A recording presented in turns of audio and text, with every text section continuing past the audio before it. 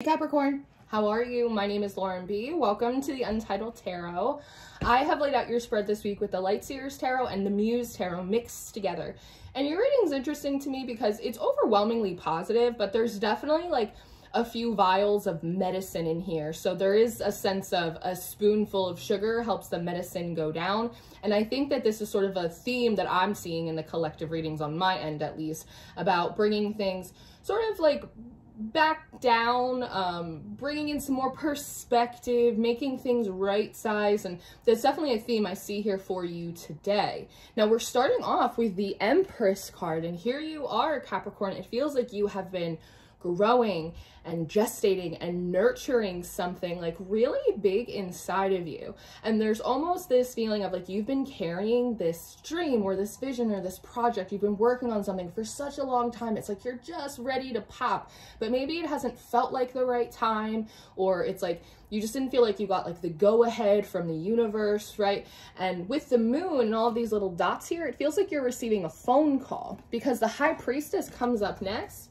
And here she is with her sliver of the moon with her hand up, and see how it's illuminating this light? And so it feels like you're getting a call from creation or the universe or your higher self, a FaceTime from God saying, Capricorn, launch it. Capricorn, put it out there. It's time for you to go into labor. It's time for you to birth this thing out into the world. And the Sun card comes up next, so you seem to be elated. There's this feeling of eureka. So you're not pregnant anymore either. It's like, I've been waiting for this moment. It's been really uncomfortable, but I've been patient. I've been biding my time to put this out into the world. Thank God, eureka. I'm so excited to see what this is gonna be or what this is gonna become. This is great news. I couldn't be happier. So there you are, and it feels like you are birthing or launching whatever it is that you've been working on out into the world. This is something that you're doing now, or this might be something that you've already done, because the Two of Inspiration comes up next.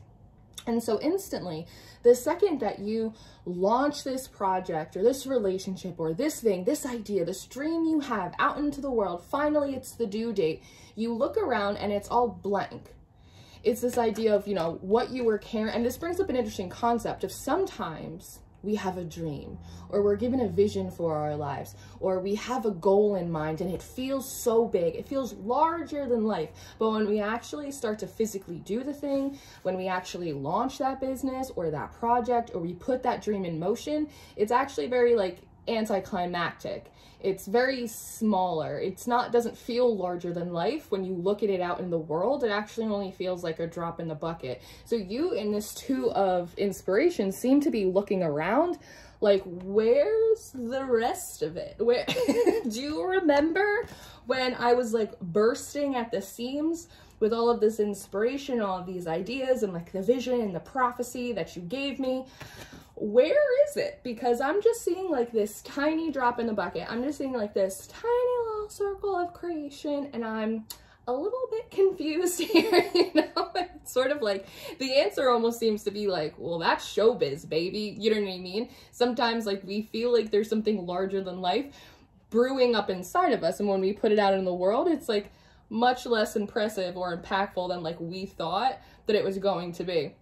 And I was scrolling TikTok the other day, and God help me, I can't remember who said it, but I heard someone say, God will show you the destination, but it won't always show you the journey. And I thought, that's the truest thing I've heard all day, right? And so it's a little bit like that. Like you got a vision of like the destination or what this thing was supposed to be, but when you actually start putting it out into the world, it's like much smaller. It's much less impactful. It almost looks like nothing. And that seems like really surprising to you because that's not what you were sort of gearing up for with this Sun card.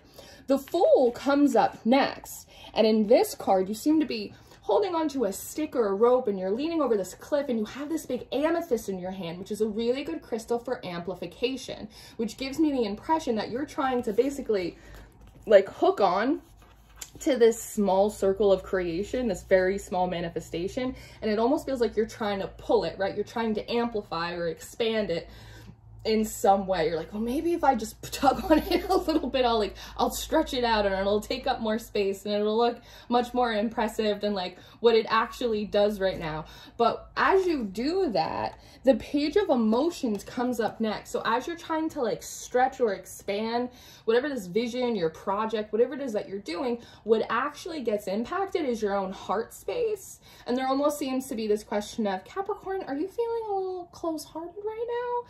Like, is there some, are you okay? Is there a problem here? Like, what's going on?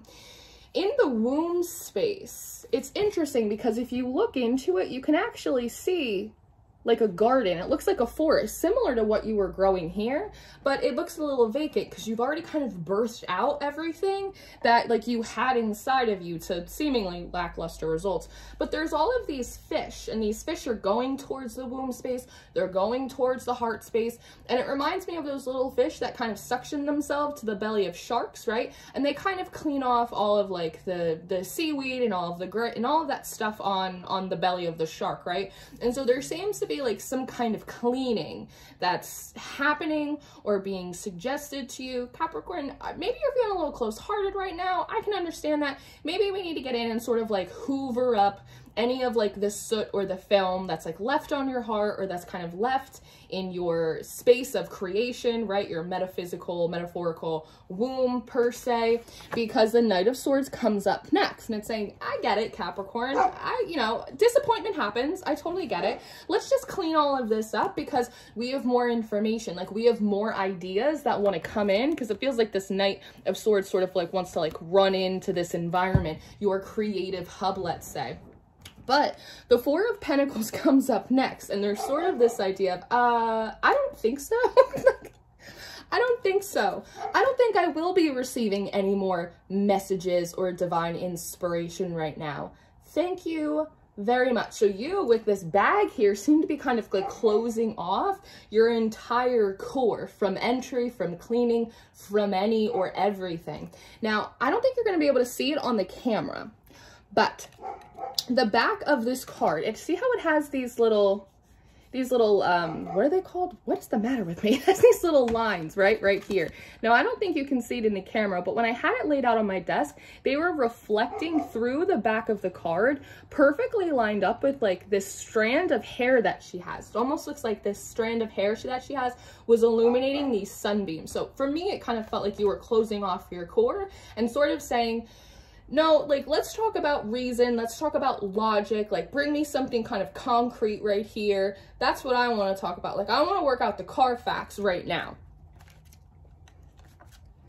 And the Page of Wands comes up next. So it seems like as you close down maybe like your more emotional or creative sector, and you're trying to get the energy to focus more on your mind, your logic, your reason, your intellect, the Page of Wands comes forward next, which is sort of this idea of, well, throw your hat into the ring, Capricorn. I mean, it's like there's so many more ideas. It's like Mary Tyler Moore, like throw your hat in the air, like come on, like there's so much that's for you, stuff that makes sense, stuff that's logical, but also can be really magical or emotional. But the Four of Cups comes up next with the Five of Cups.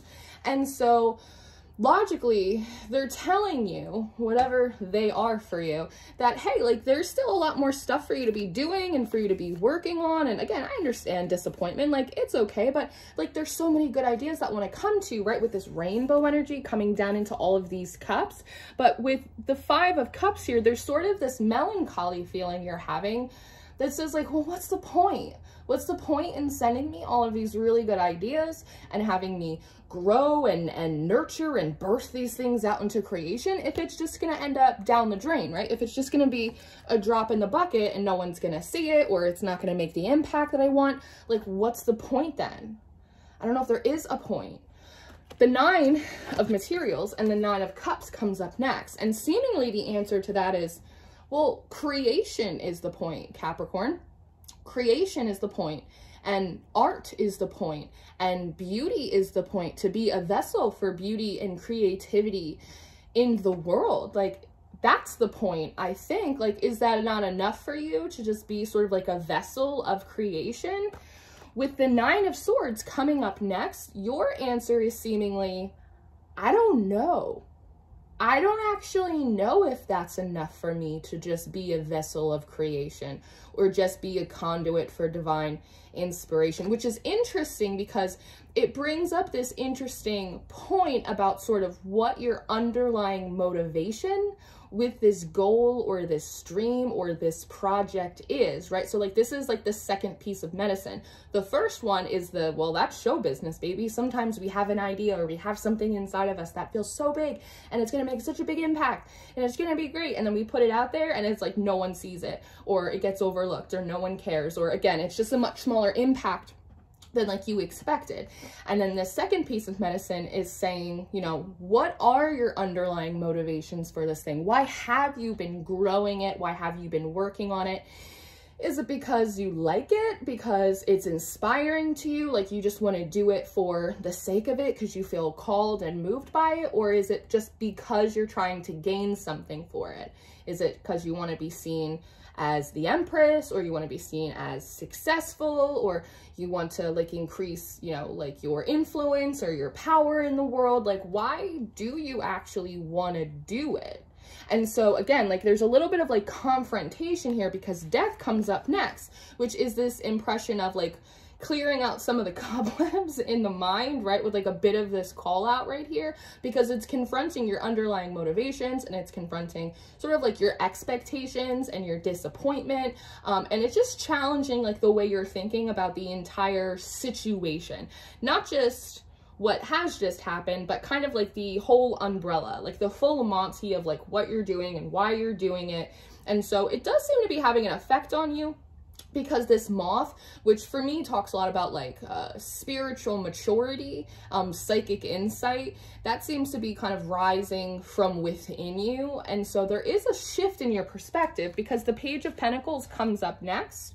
All of a sudden, like this big blank space, it doesn't look so blank anymore. It's almost like realizing there's something in your environment that you were overlooking before. Now, you know, it's like we have some trees, we have some land. It's this feeling of, well, you know, I don't have the entire empire, but I mean, I do have this. I guess you're right. I guess I do have this little space, right? It's just a small throw rug, but you know, I guess it is mine to tend to. So, you know, I guess I will tend to it. What's interesting is you do have this pentacle. It's still covering your core. So it makes me feel like you're not super open and receptive to any of these new ideas or the next project that sort of wants to come in, but you are seemingly committing yourself to like what you've already put out there. I'm still feeling a little sensitive. I can see, you know, I have something to work with here. I don't know if I want to take on anything else, but like I can work with what I have. I can, you know, keep tending to the thing that I just put out there into the world. Okay, I'll try and balance it, right, with her feet like this. Now, what comes up next is a bit of another read. It's the Four of Wands. Now, what wants to come through, it's similar to the Page of Wands.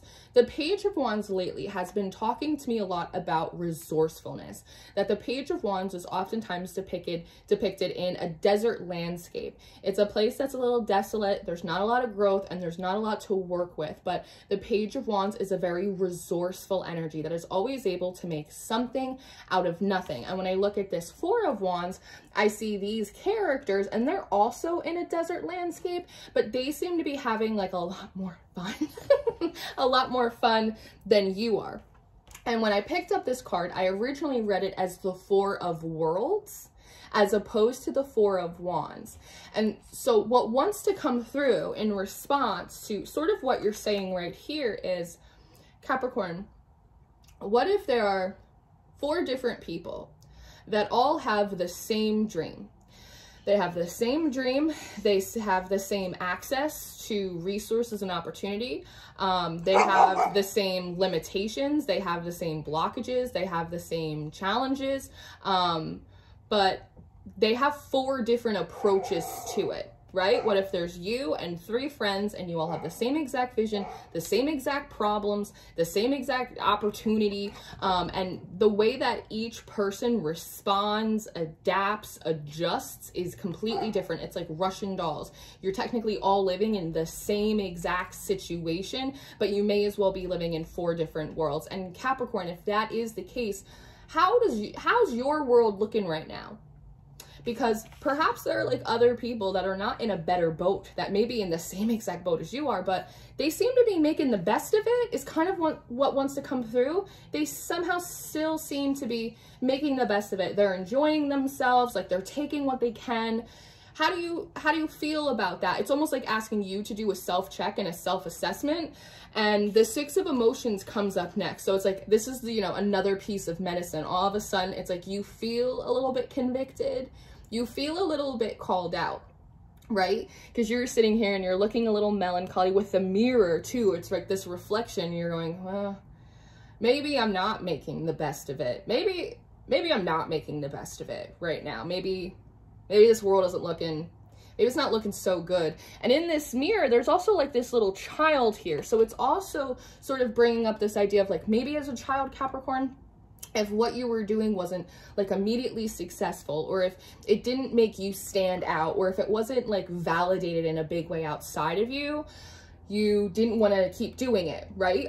You would give up or you'd quit doing it. And maybe this is something that was modeled for you as well. We are sponges, especially as children. Maybe this was a behavior or a reaction that was modeled for you that you picked up. I'm thinking of, stuff I tried when I was a kid, like different classes, like music classes and stuff, and going, I'm not good at this. I'm not doing it anymore, right? Like maybe that's like an aspect of, your experience or your response to things throughout life. So as I said, when that question is put towards you, what if there are other people that are in the same exact spot as you, Capricorn, with the same exact big vision, and, everyone has different approaches. How does your approach look? And you feel a little bit called out. You're going, maybe I'm not really going about this in the right headspace with the right attitude. Maybe this does have to do with something from my childhood. Maybe I did like quit some stuff as a kid because it wasn't working, or I didn't feel like I was good at it and it was embarrassing for me. Like, it's like, I hate when the cards are right. It's like, I hate when spirit has a point, like shit, so you're definitely feeling a little bit called out, a little bit convicted by it, but it's bringing up like a good enough point that it's allowing you to kind of move past that energy and into the Empress card. Because in this card, you see all of these planets, it sort of shifts something in your energy. It shifts something in your personal solar system. And all of a sudden, these blockages, even in this card, you have a big blockage. All of a sudden, you seem to be kind of putting down those blockages and like opening yourself up to the ideas or to the inspiration or to whatever wants to come through. Even with the hood, there's sort of this idea of you revealing yourself, like coming out of hiding, because when this 2 of inspiration came out and it didn't look as impressive or as impactful as it felt on the inside, there might have been a feeling of like embarrassment. And so you kind of just wanted to like tuck your tail and run, like hide. But you seem to not be doing it anymore. You seem to be pulling the hood back, opening yourself up, allowing things to shift in you. And the 6 of inspiration comes up next, which is really nice because 1, there's this little star on top of your head, which comes forward very much like the star card in the major arcana, like navigation, reconnecting to your sense of optimism, reconnecting to your North Star. And all of these sort of beauty lights that are around her, it reminds me of that scene in Stranger Things where 11 is very little and she's in that she's like a 5.5, right? And she's in that training facility and they have like that big circle full of light bulbs and she has to turn them on with her mind. And she can only get a couple and it's this big struggle until eventually one day she finally taps into the sense of inner power and inner grit and inner perseverance, and she's able to light all of those light bulbs on this circle. And so you're seemingly tapping in to the same type of power, same type of resilience, same type of grit, and it's creating a very illuminatory effect for you, right? The 10 of Swords comes up next towards the end, which gives me this feeling of like, when I became a man, I put down childish things, right? It has a little bit of that energy to it. There's a maturity here where you're sort of like turning your back or turning away from like your approach, how you were reacting to things or thinking about them or going towards them, and instead you're kind of looking over the hillside onto the future, onto the next thing. Because even with that, when I'm a man, I put away childish things. There's sort of this idea of like expectations and maybe even like a sense of entitlement, right? And this is something that I think that we all have to confront and deal with, you know, at certain points in our life. But there's sort of this feeling of, well, Capricorn, like everyone's got a dream and like everyone's got a vision and everyone feels like, you know, a similar message came through in Scorpio's reading, right? Like everyone thinks they shit gold. Like everyone has like a big goal or a vision for their life or what they want. But does that excuse any of us from having to, you know, toil, you know, and having to work and to, you know, be consistent and show up when it's looking good and show up when it's not looking good? Like, does it excuse any of it? Like, what makes us as people so entitled to believe that just because something feels right or it feels like it should be big means that it just falls in our lap without like a significant amount of like time or effort or commitment or consistency, right? Because the 10 of Swords can sometimes also be a card of like self-betrayal. It's like times in which we kind of fool ourselves or we set ourselves up for disappointment by expecting like the first shot or when we finally put something out that it's supposed to be like huge and gigantic. Like I can think about like my channel, for instance, right? I'm not like a big creator necessarily, but I remember when I first started my channel and making videos, I was so confused and I was so frustrated. I was like, you made this such a big deal. Like you, the universe made it such a big deal that I was supposed to like start doing these readings publicly and come online, and my videos were getting like 3 views or 12 views or 5 views. And I'm like, I don't know why you have me out here every day making these videos and no one's watching them. But like I had to, and I had a similar conversation at that point, but I had to keep showing up and making video and after video and reading after reading after reading. And eventually one day people showed up, right? Like I built it and eventually people came.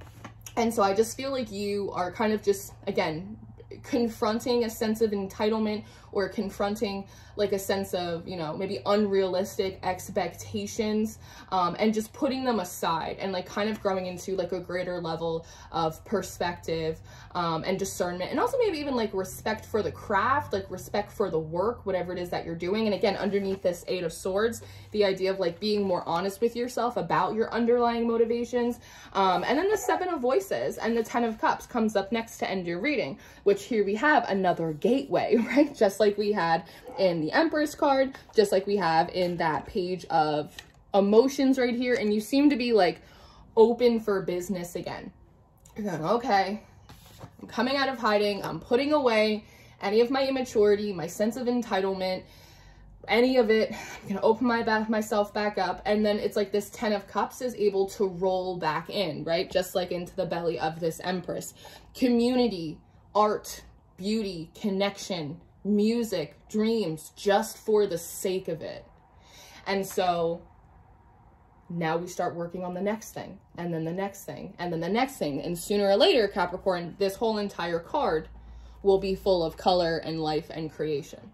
So this is what I have for you this week. It's interesting. What's happening with the collective readings right now is kind of interesting. Again, it's like they're not necessarily combatant, but like they are trying to confront like a lot of the notions that we all have that maybe are not on firm ground or maybe are not benefiting us in some way. So like I said, overwhelmingly, like I feel like your reading's really positive, but there is, you know, some spoonful of sugar to help the menacing go down. So this is what I have. I'm going to leave this here. If you're interested in your extended reading or your monthly reading for December, yeah, December. I was like, what month? Where month are we in? If you're interested in your extended reading or your monthly reading for December, those are going to be the top 2 links in the description box. I do offer personal readings. You can book with me through my website if you're interested. And I always encourage you to check out Patreon. We have all of the extendeds, all of the monthlies, weekly, weekend energy updates. I also teach a mystery tarot school over there. If you're interested in learning more about spiritual work and learning how to read the tarot, I'm here. I love you so much. I hope this was helpful, and I will see you next time. Goodbye.